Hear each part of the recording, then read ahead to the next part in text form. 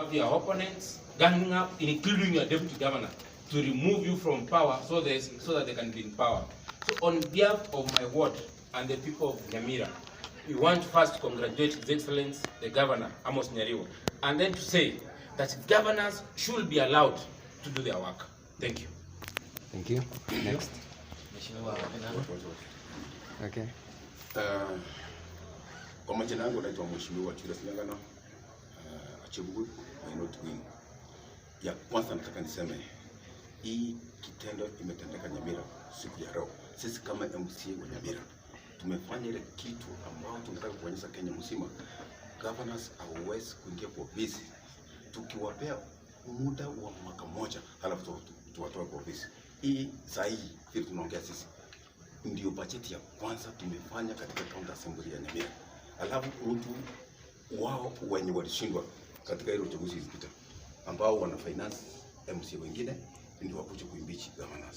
Tumewasinda na 18 versus 16. Kwa hivyo nawaambia kazi lazima ifanyike Nyamira, na sisi tunajua governor wetu ni mtu wa kufanya kazi. Asante sana. Kwa jina langu ni Lamex Square Onyanja, MCA wa Itibo Ward.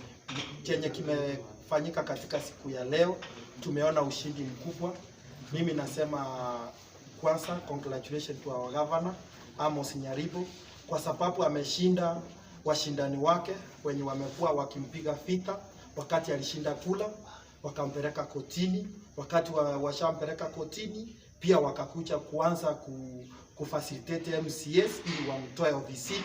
Lakini siku ya leo MCAs tumesimama, tumesema tunataka hawa wenye wanashiriki katika hili kitendo cha kutaka kutoa gavana mamlakani, tumewaambia leo washindwe ili waache gavana afanyie wananchi wa Nyamira kazi.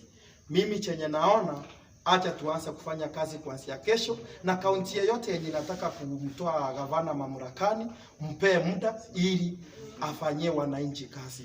Tuweke tumbo nyuma. Asante.